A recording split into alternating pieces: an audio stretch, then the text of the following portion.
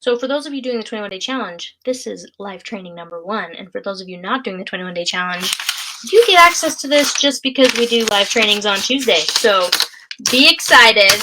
I've got a fun one for you today. So I wanted to talk about effort equals results. Okay. And actually, so effort equal, well, that's kind of my own way of saying this, but sorry, I'm kind of just, there's a lot of thoughts going on that relate to this in my head. And so if it sounds like a jumbled mess, I apologize. But what I'm trying to get across is a lot of people will join our program, or they come to me and they tell me that they are struggling getting the results that they want, and they're doing everything that they can in order to see those results, okay? But when we really break it down, if you were to really genuinely ask yourself and be honest, how much effort are you genuinely putting towards this result? Okay, now I'll use myself as an example. I have been wanting to get under a certain weight for like a year and a half, okay? And I've been stuck in the same 5 pounds, right? And my body composition has changed quite a bit. Like I can compare pictures at the same weight and I look totally different.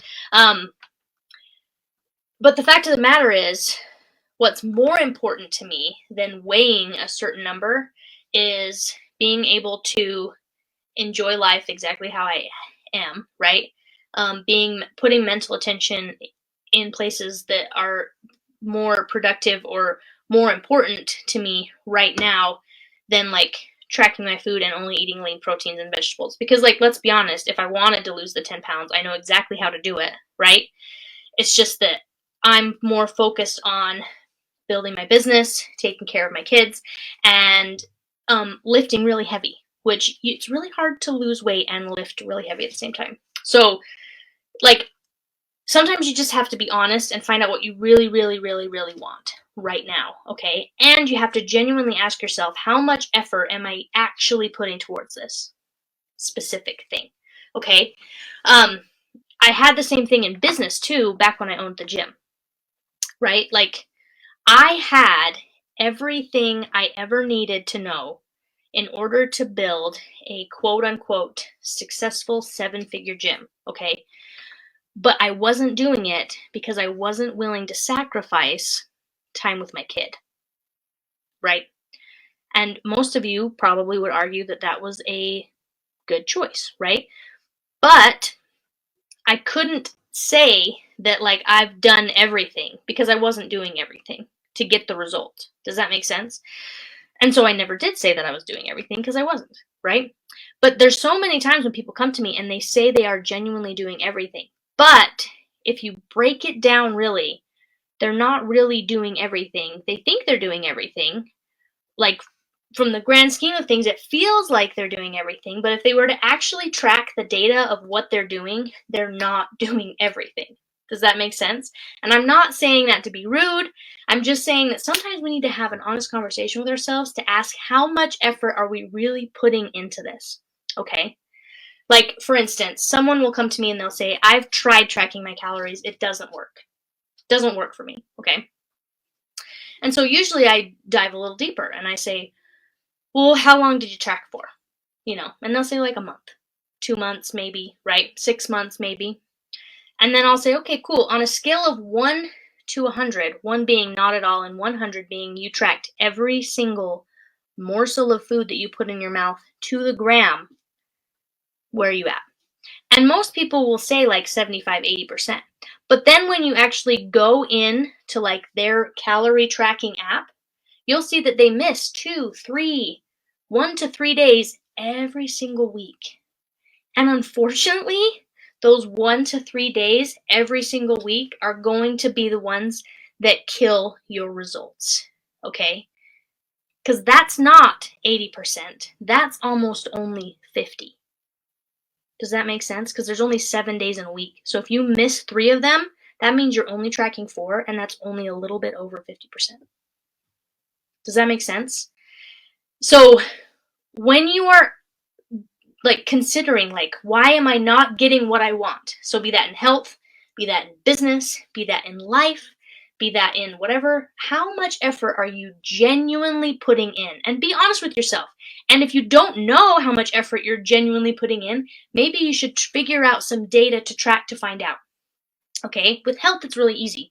You could weigh every day. You could start tracking your food. You could track your exercise, like how fast you can run a certain distance, or how much weight you can lift at a certain lift, or whatever, right? Like you can, your rate of perceived exertion if you're working out in a group class, like how hard was that compared to what it was 2 weeks ago? Like there's certain things that you can quantify, and then you can track whether or not you really are making progress. You could do measurements, you could do all this stuff, right? But, and business, like you can track there's KPIs and all this stuff, right? But so what I'm saying is, genuinely ask yourself how much effort you are putting in to this specific thing that you're trying to achieve, okay? And if you've read Grit by Angela Duckworth, it's worth a read if you're into this kind of stuff, learning about psychology and, you know, all of that kind of stuff. So she wrote the book Grit, and it's really, really good. But in the book, she talks about how effort counts twice, okay? So talent times effort equals skill, okay? So how talented you are multiplied by how much effort you put into something will quantify how much skill you actually have at that thing, right? Like somebody can wake up and have talent at basketball, but they will not be skilled at basketball unless they actually put effort in, right? So like talent really doesn't matter in the big scheme of things. You can be super brilliant and smart and really good at this sport and really good at whatever, but unless you put the skill in, it really does, you're not going to have any, unless you put the effort in, you're not going to have the skill, okay? And then in order to achieve something, you take that skill and you multiply it by more effort, and then you achieve what you want. Does that make sense? So like, let's say you want to get really, really good at bench pressing, okay? Maybe you already are pretty strong. Like you already have a talent and a knack for it, okay? If you put effort in, you could gain a skill at bench pressing. You could suddenly get pretty darn good at bench pressing, right? So now you have this skill, but that skill doesn't mean anything. Like you wouldn't be like a world-class bench presser if you were just like, hey, look at that. I'm kind of good and I kind of played around with it and look at me. I've obtained the skill of bench pressing. But until you're like, no, I'm going to compete in bench pressing and I'm going to put in this much effort at bench pressing so that I can achieve this world record bench press, like skill, you've obtained the skill, you have to put more effort in order to achieve. Does that make sense? So effort counts twice. So when you are not putting in as much effort as you potentially could into something that you want to achieve, you're diminishing everything. You're diminishing the skill that you could be learning, you're diminishing the achievement, all of that stuff, because you're only putting in half of an effort. Does that make sense? So like, if you are not getting the results that you want, you need to genuinely ask yourself, how much effort am I putting in to achieving this result? Because effort counts twice. So if you're putting in 50%, you're not going to get the result. You're going to get less than half of the result. You're going to get a quarter of the result because it's a multiplying factor. Does that make sense? So like if you break it down to math, if talent is one,